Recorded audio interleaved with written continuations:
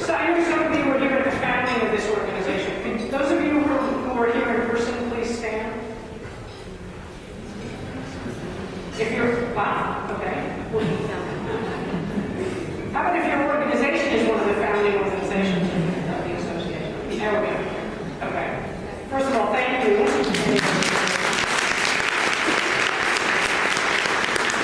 And I was asked here today to speak about the next 30 years. People think I know something about the future just because, as a good Woody Allen fan, I named my blog Philanthropy 2173. Anybody know what 2173 is? Sleeper, yes. It's the year in which the movie Sleeper takes place.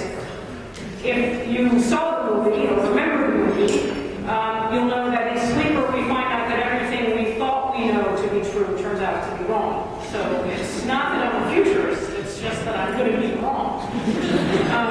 But anyway, you asked me to come here today and speak about the next 30 years. I'm what I guess I have to call a lapsed historian. And that's a rhetorical artifice that I simply couldn't resist. 30 years is also a particularly nice time frame. It has a certain heft to it. But if you want to put 30 years in perspective, it took Cal Ripken only 21 years to get to that 2131. And H.L. Mencken slaved away at the Baltimore Sun for 37 years. So 30 years is an interesting time frame. 30 years is also long enough to feel very far away and somewhat science fiction-y. We have to ask ourselves, will we have flying cars by then or just self-driving ones? Will we have turned the tide on type 2 diabetes? Will there be people on Mars? That's 30 years. But it's also close enough that we can picture ourselves in that future, which means it's close enough to be really scary. Will the waters of the inner harbor keep creeping up on West Pratt Street? Will our democracy last that long? Where are we going to put 2 billion more people that demographers predict will inhabit the planet? But predicting the future is a fool's game, one that I play readily.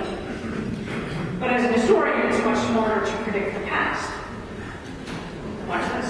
I'm going to ask you, we've already gone to 2043, and I'm going to ask you to go back in time, 100 years. Again, I'm trained as an historian, so I only think in decades. I want you to go all the way back, about 100 years, to the time frame 1913, and then I'll take you forward a few. 1913 now. Headlines. Income equality at its all-time high. Political partisanship in this country was so great that we just come out of an election with 4 candidates. And those of you who remember your history will know that Woodrow Wilson defeated Howard Taft, Teddy Roosevelt, and Eugene Debs in 1912. Immigration was a huge topic nationally. Congress was holding hearings about a new form of nonprofit organization. John D. Rockefeller was proposing to charter a private independent foundation. It was chartered 100 years ago this year, though not by Congress.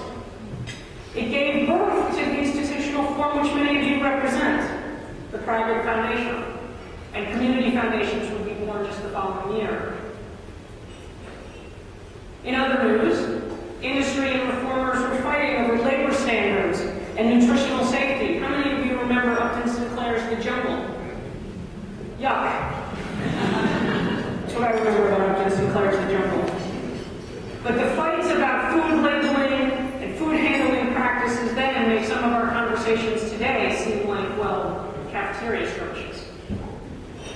There were rumblings of discontent in Europe, although few Americans wanted to listen in 1913. And those with the resources and the vision preferred to think of Europe as the cultural and political refuge, and many of those wealthy enough would become expats and contribute to the era of modern art, modern music, and modern literature.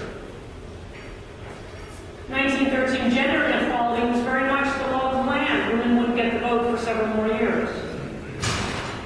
And in country for the first time, both telephones and electricity. These two breakthroughs, along with automobiles, would lay the literal groundwork for new levels of social mobility, connectedness, information overload, and entrepreneurial endeavors. And finally, in 1913, a Navy ship exploded right here in Baltimore Harbor, killing 50 people, and the explosion was so great it was felt for 100 miles around.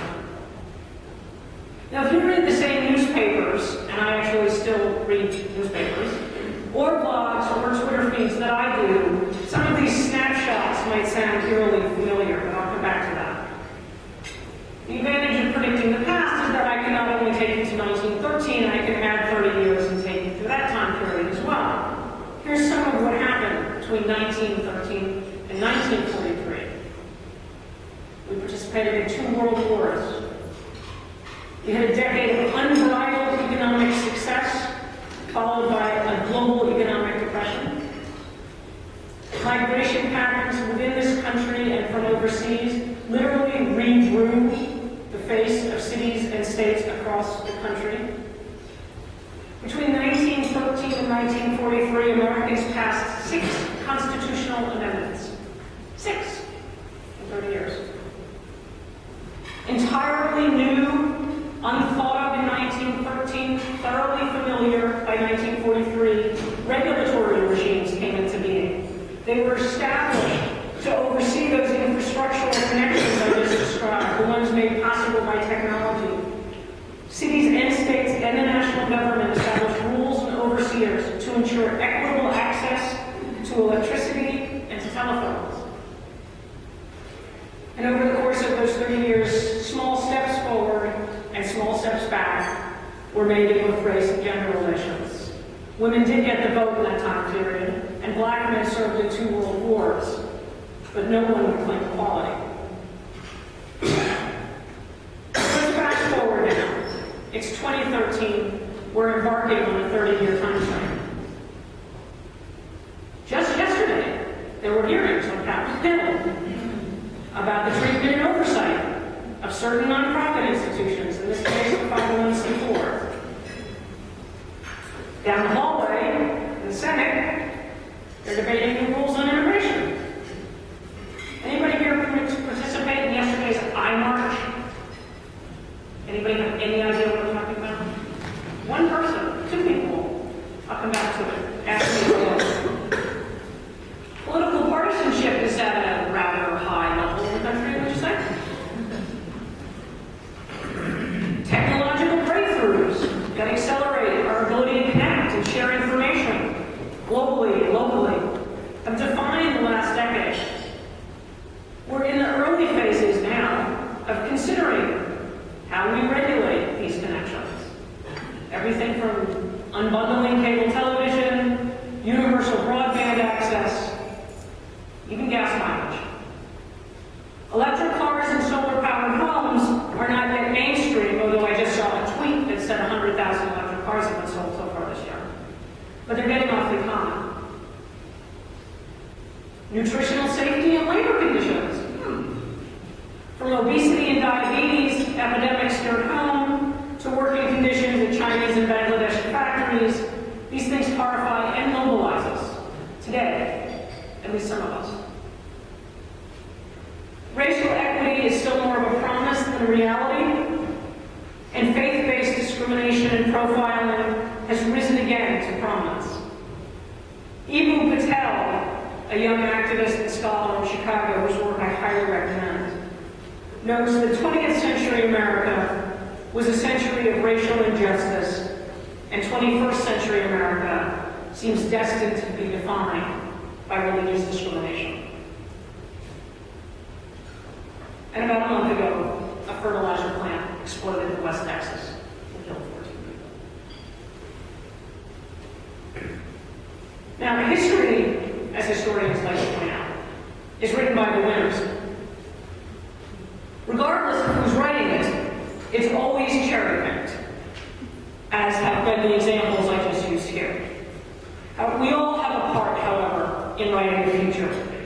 And what story will you tell about Baltimore in the next 30 years? Now, as I think about this, I have to think more broadly than just about Baltimore. There's a couple reasons for that. It's true, Mayor D'Alessandro's daughter represents me in Congress. It's true, I'm married to a third generation, and I do refer to her as a Baltimorean. As a lacrosse player, I had to go to Yale because I couldn't cut it at Hopkins. And the American Visionary Art Museum is one of my favorite places on earth. But I'm not from here. So I can't tell you the story of Baltimore, or even Baltimore philanthropy over the next 30 years. But I can give you a frame within which to consider how that story can go. And in journalism and in expository writing, you'll remember, they tell you to answer a few familiar questions when you're writing your prose. You probably recite these along with me. Who, what, where, when, how, and why. So as you set about drafting those questions, I'm going to present you my thoughts within those categories. I'll call them the prompts, which you can think about in those who, what, where, when, why, and how categories. There are things I hope will get you thinking, claims against which you might argue, and observations about what I think will matter. Let's start with the who. Who's going to be here? Who will stay here? Who will leave? The population of Baltimore 30 years from now will be, on average, older than it is now, significantly. The last of the baby boomers will be 80 and will still be alive. The children who are failing or dropping out of their public schools today, where will they go? Those with the next bioengineering breakthrough idea, where will they be? Baltimore, once known as the blackest city of the North, will be blacker and browner than it is now. All of America will be. California, where I'm from now, although I am a Yankees fan and I am a New Yorker, California has already reached this state of, this oxymoronic demographic state called majority-minority. From the projections I've seen, Baltimore is headed there very quickly, and the rest of Maryland will be there much sooner than 2043. What does this mean for issues of equity, for services for the young and for the elderly? Since the 1950s, Baltimore's population overall has been on the decline. But cities are going to grow profoundly over the next 30 years. I hear you recently voted to make a major public investment in school facilities. As a California parent, I'm very jealous. That's an example of preparing for the who. But the who also applies to organizations. The Association of Baltimore Area Grantmakers, sorry, I also call it the Association of Bay Area Governments. Association of Baltimore Area Grantmakers. The book that is linked in your document, in your invitation, and the annual forecast that I write every year is called Philanthropy and the Social Economy. What is the social economy? The social economy is the ever-diversifying mix of organizations that use private resources for public good. In other words, it's not just foundations anymore. It's not just grant makers anymore. It's businesses, it's social businesses, it's informal networks, it's B Corps, it's L3Cs, and it's things that we don't have a name for yet because they haven't been invented yet, but they will exist by 2043. When we think about how you are effective in your work, what you're doing is using private money for shared social good, private money for public good. And the who has to include those who will be doing that alongside you, those who will be doing it in opposition to you, and those who may be using other resources in pursuit of those same public goods. Where? Place and community will matter in 2043, though our expressions of how they matter may be different than how we think of that today. It's likely that we'll take classes online from lecturers in Europe or Africa, but meet in person in the rooms of Goucher or Loyola. We may have our genome sequenced by docks up at Hopkins, but the information will be stored in bound biobanks in what we hope are secure locations in South America. We may work for an Asian bank from an office near the waterfront and send our kids to public schools with Mandarin immersion programs. We'll eagerly await our book room meeting because it's held in that beautiful reading room at Enoch Pratt, restored to its original glory after they've been rid of all the computers that are in the way. Because heck, now there's municipal Wi-Fi and everyone has broadband access at home. Of course, the book we're reading was borrowed electronically from a central server in Paris. And the group has to meet in the early mornings before the community college classes arrive because the public budgets years ago stopped funding them, and we've repurposed the crowd for classes during the days and evenings. We still care about our dog parks, our local crime, and disruptions in Amtrak service. But we share our thoughts and data about all that through even smaller globally connected devices than these ones. Oops, where'd it go? I know you have one in your pocket. I've got one in my pocket. No, I don't. Yes, I do. Here it is. Smaller than this. And it stores every click, every movement we make in a remote cloud somewhere. And that information is owned by a company. We rush to help our neighbor rebuild or recover whenever she needs help. But we're using new forms of organizations to coordinate and distribute that aid, or dollars, or our time. We've become pros at disaster recovery. The proud people of Baltimore will still be proud people of Baltimore. But there's a much higher chance that they will also be proud migrants from somewhere else and is actively engaged with other parts of the world as they are with their neighborhood council on a daily basis. And what about you? Those of you in the room. Those of you who work for permanently endowed organizations might think, that's interesting, but it's all external to me.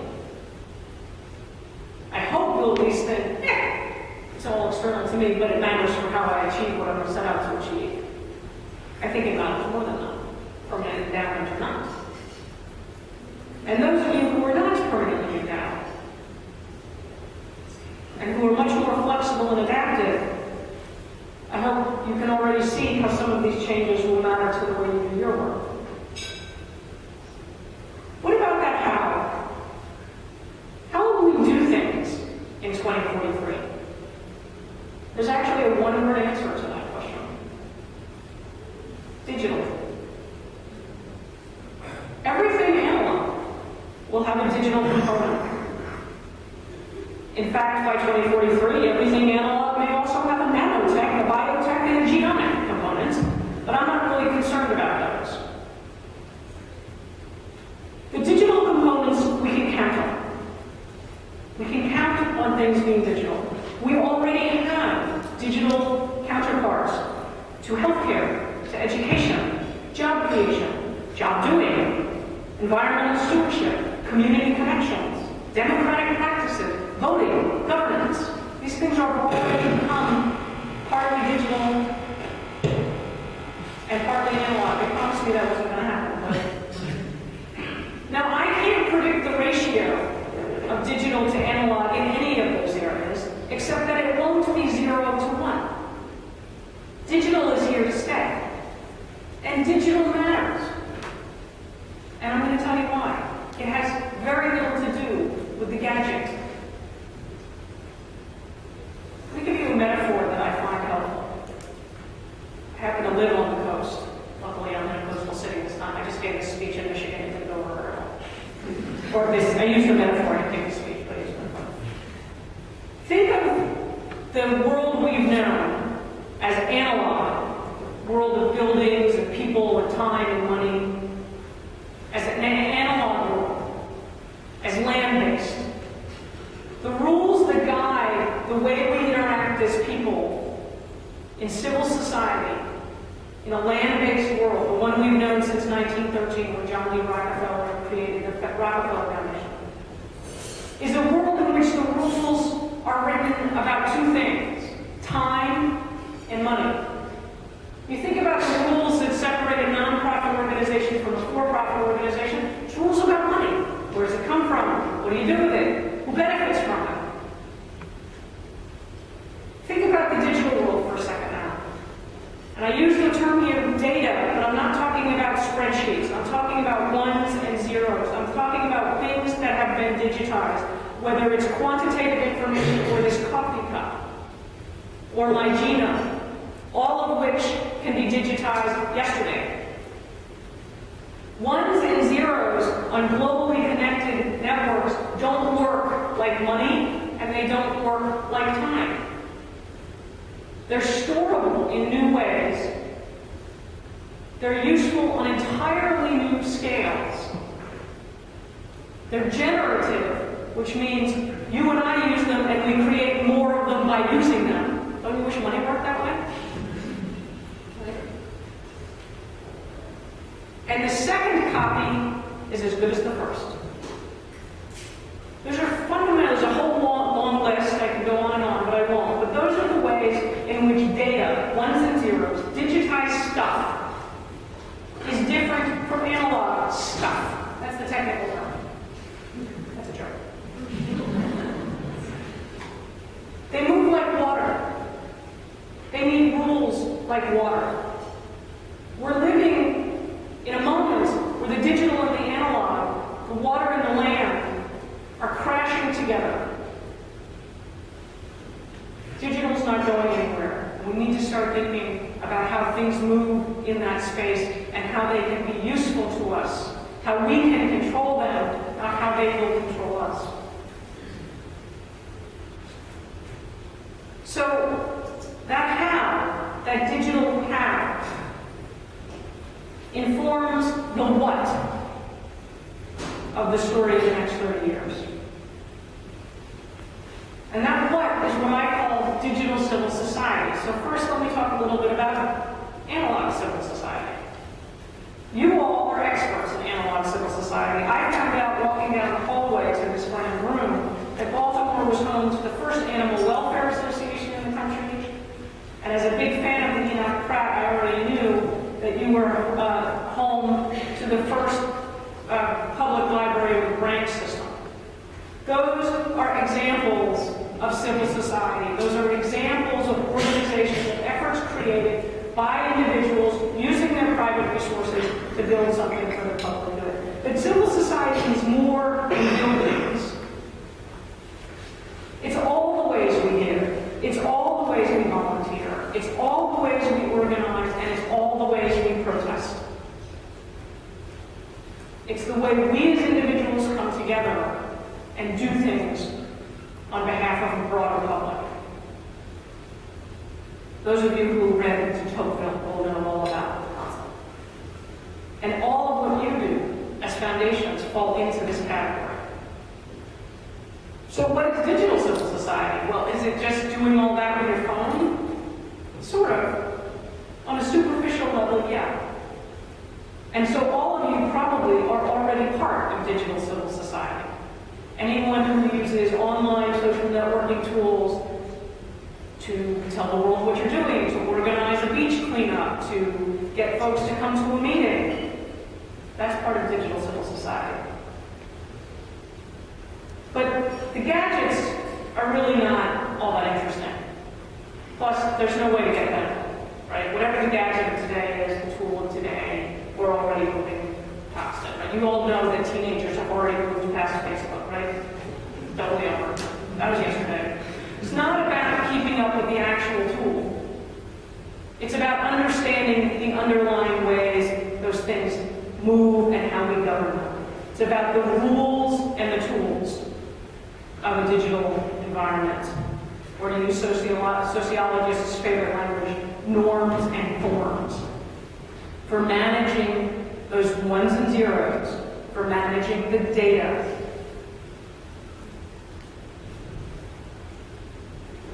Let me give you just a few more examples so you can get a feel of what I'm actually talking about. Nowadays, there are organizations that connect young people to each other to help them make the world a better place and keep them out of trouble. It's nothing new. Boys and Girls Clubs have been doing it for a long time. Boy Scouts, Girl Scouts. But now there are organizations that are doing that entirely through text messaging. The teens talk to each other through text messaging. And what you build out of that is an enormous repository of text messages, which is in essence an enormous repository of data about those young people. And within those repositories, you may find out things you didn't want to know. Or that when you do know, you feel you need to do something about. This is a true story. DoSomething.org has been organizing teams entirely through text messages for several years now. There are tens of thousands of young people around the country who do extraordinary work in their local communities, probably right here in Baltimore, who are communicating with each other and with the organization entirely through text messages. But what gets revealed in those text messages is that some of those kids are in crisis. There's violence at home, there's incest, there's substance abuse, there's alcohol. And if you're the one coordinating this, you can't ignore that. Not if you care about teens. But you also have access to that information through text messages.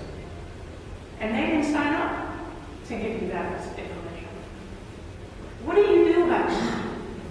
How do you navigate that?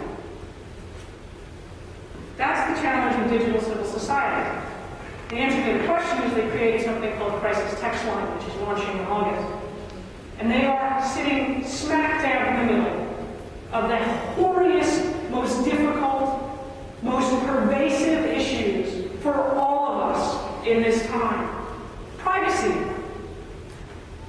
access to that information, ownership of that data, and the ability to use it for good without causing harm.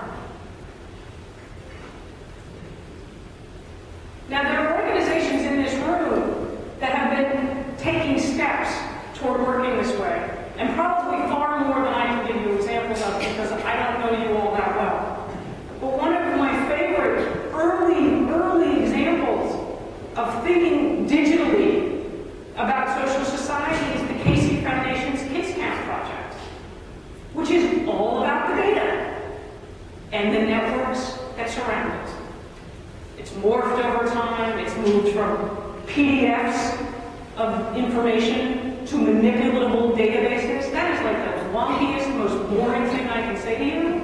And it's the most important change you can make. Anybody ever tried to extract a sentence from a PDF?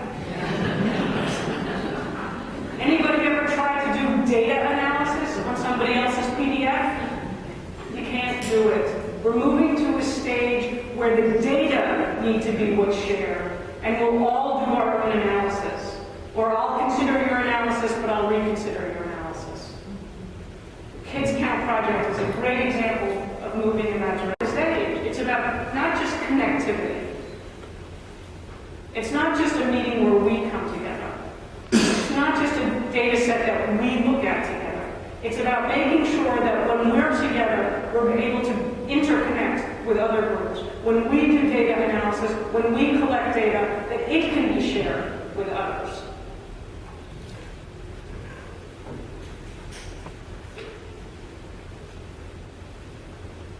If history is any guide, we are entering into an age when we will be writing new rules and sharing new expectations about access to digital information.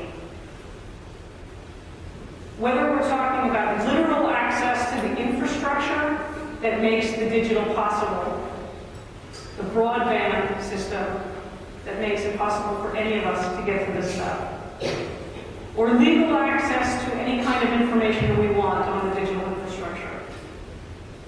These rules are being fought now, and they're being written now. And I hope that by 2043 we'll be past the hubris of this particular moment, which has its historical antecedents. In this particular moment, at least where I come from, north of Silicon Valley, disruption is all good, and regulation is all bad. I hope by 2043 we'll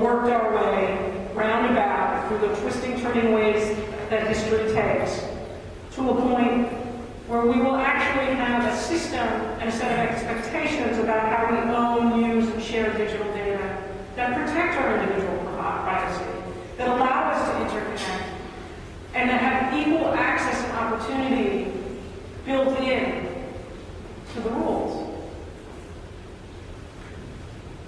If we're there, we'll also be organized in our working lives in new forms. That's not to say private foundations won't exist in 2043 or any organization with a permanent endowment. It's really, really hard to kill you guys, so I don't think they're going away. As institutions, that is. But there'll also be new institutions. Rockefeller, just 100 years ago, invented the institution that's now pervasive. It's only 100 years old. We're inventing new ones. We're seeing some of the early signs of what those new organizations may look like. I can't claim that I know exactly what we're creating, and I'm not creating it. I think you are. But here are some early signs, with 5 or 6 potential ingredients, or even potential possibilities. How many of you are familiar with the Firefox browser? How many of you are familiar with Creative Commons? Open Knowledge Foundation? Here's a good one. Everybody can raise their hand on this one. Wikipedia. Really? Some of you don't know Wikipedia? Does anybody? These are really interesting examples. Do you know that all of them are nonprofit organizations? I can't hear you. Yes. Yes and no. Okay. All right. They're all nonprofit organizations. Wikipedia is a nonprofit organization that has 35 million volunteers. Maybe you ever run an organization with volunteers? Those are the users. Those are the people who make the thing. 35 million. 278 languages. Have any of you ever run it? That's a lot of people.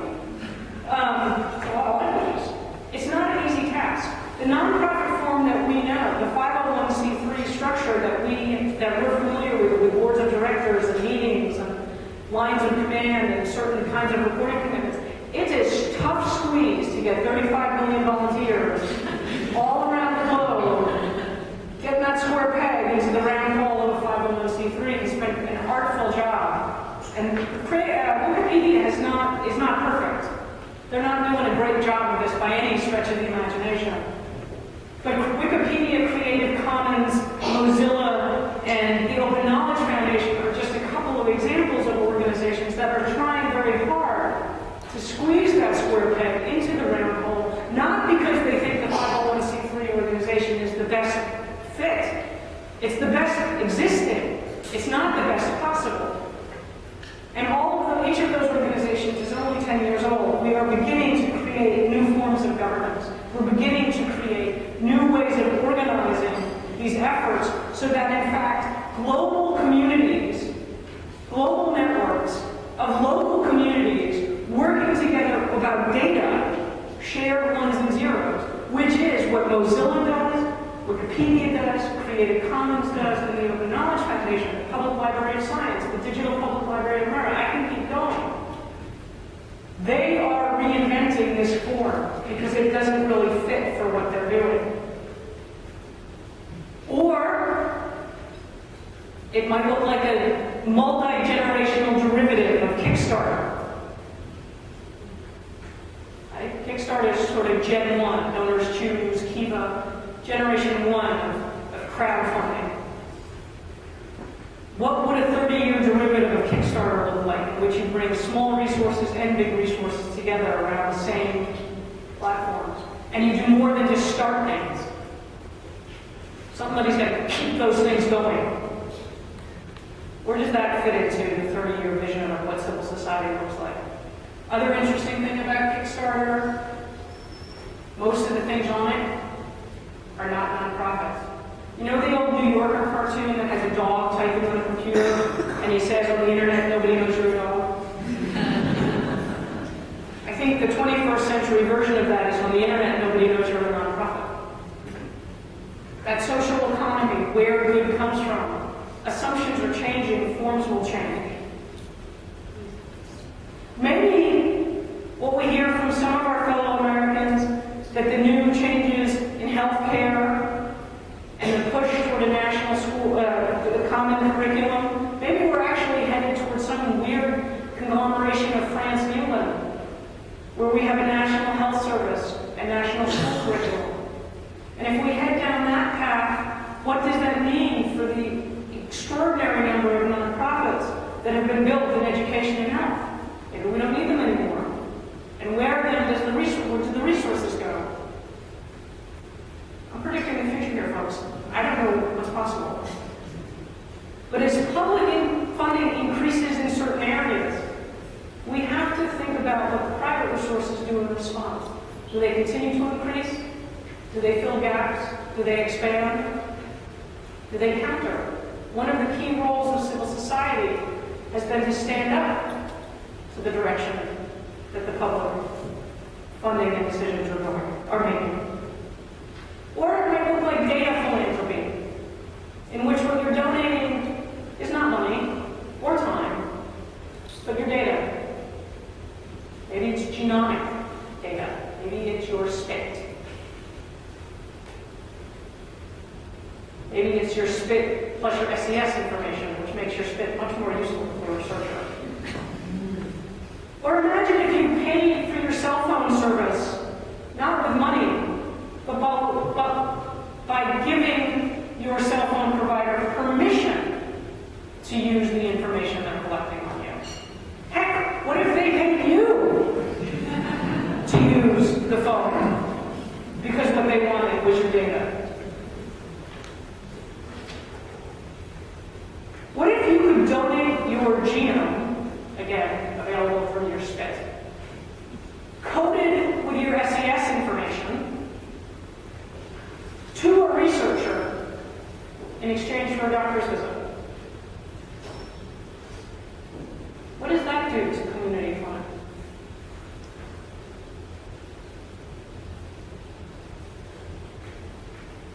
And then there's the C4 mess. 501c4s. In the Blueprint 2013, which is linked to the website, is actually the fourth annual industry forecast. In 2010 and 2011 and 2012, I wrote a lot about the C4 mess. I predicted the mess on Capitol Hill this week, I'm sorry to say. I didn't make it happen. It was just a very visible train wreck from 2.5 years ago. Step back for a minute from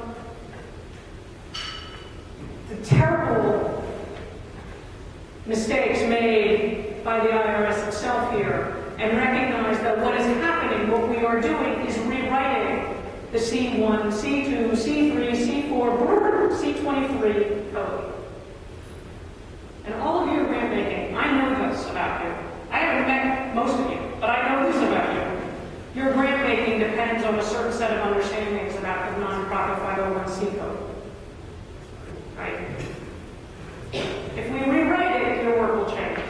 And may not help you in achieving the mission your organization exists to achieve, or perhaps it will, but it's happening. What about associations? Well, they fall into the same category, I think, as the Mozillas and the Creative Commonses and the Open Knowledge Foundations. They are groups of people coming together around ideas. They need to be interconnectable, and they need to think both locally and globally. So you'll notice that I left out the when and the why. And I did that on purpose, because it's not my story to write, it's yours. Whatever your organization is working on, your goals, your mission, your visions of a better Baltimore, a better Maryland, that's your why. And the when is also up to you. But I hope we get started soon. Happy anniversary. I wish you all the best.